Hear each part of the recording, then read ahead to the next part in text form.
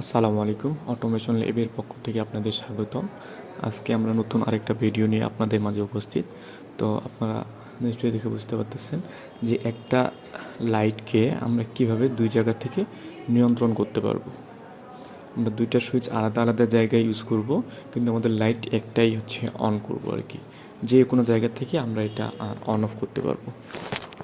ঠিক আছে, তাহলে এখানে দেখেন, এখানে আমাদের এই ইকুইপমেন্ট হিসেবে আমরা হচ্ছে একটা এমসিবি নিয়ে নিছি, তারপর সুইচ এখানে নিয়েছি সুইচ 1, এখানে নিয়ে নিয়েছি সুইচ 2, তারপর আমরা একটা কি বাল্ব নিয়ে নিয়েছি।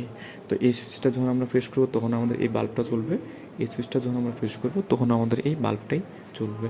চলুন তাহলে আমরা কানেকশনটা দেখি। তো প্রথমে তারপর এখান থেকে আমরা কি একটা সোর্স নিয়ে নিছি, যেহেতু আমাদের এমসিবিতে ইনপুট করতে হবে, সোর্স নিয়ে নিলাম। তারপর এখানে সোর্স থেকে আমরা কী করলাম, এমসিবিতে ফেস ইনপুট করলাম। তারপর দেখেন এই যে থেকে এমসিবি থেকে আউটপুট করে আমরা দুইটা সুইচের হচ্ছে কমন করে দিয়ে দিছি।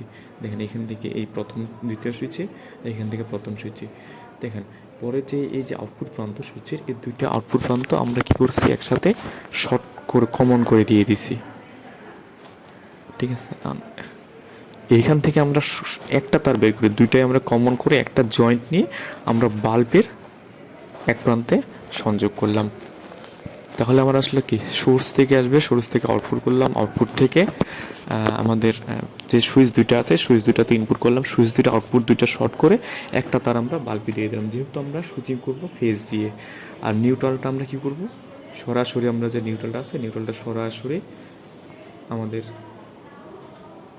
লাইটের সাথে কানেকশন করব। দেখেন এখানে নিউট্রাল ইনপুট করছি, এখান থেকে আউট করে সরাসরি লাইটের সাথে দিয়ে দিছি।